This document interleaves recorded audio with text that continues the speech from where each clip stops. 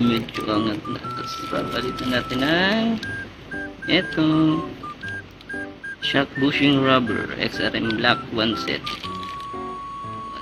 Baklas muna nito pati tambucho na napakalinis. Pagkabaglas niya meron pa siya dito. So, ito kitang kita na yung luwag niya. Yan.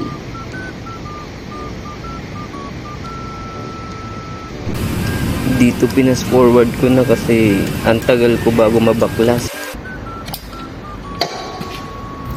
Mas manipis yung rubber ng stock compare dito, pero mas makapal yung bakal niya. Yan, kaya makapal to compare dito. Yan,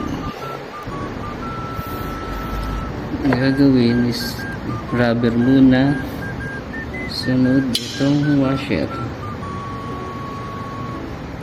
Yan.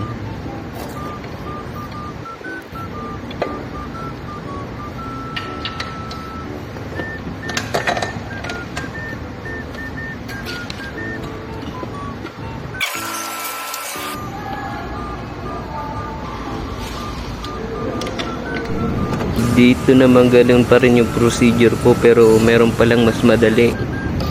Phillips screw lang ang kailangan, okay na. Tapos angat baba lang.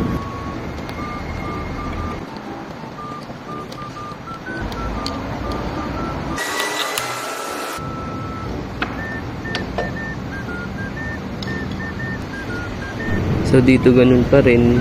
Una yung rubber, sunod yung spacer or tube.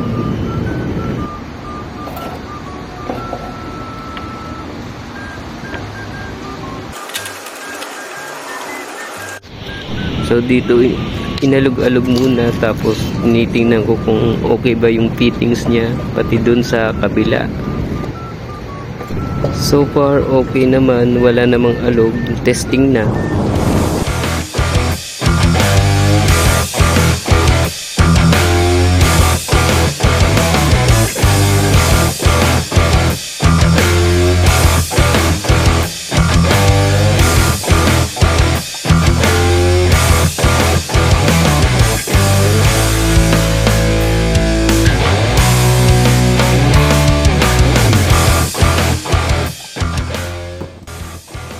Ilalim ng pinalitan tubig, yung kapuli daw yung madalas na nagsimula talaga. At yung sa nakasulta, okay ka, no? Hindi po mekaniko, hindi po ako expert sa paggawa ng motor, at hindi rin ako expert sa pagturo ng mga parts.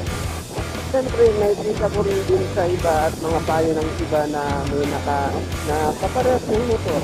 Hindi ko rin nakukuha yung idea kung anong dapat palitan. At sana makatulong siya sa inyong mga paps. Yun lang, peace out. Diba?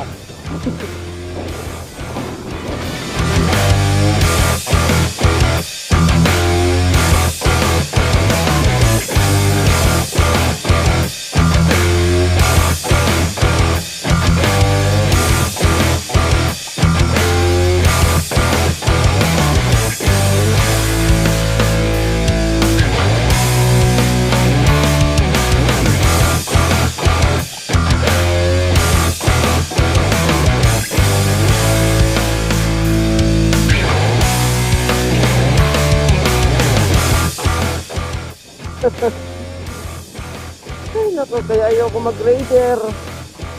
Ikakasawi ng aking buhay.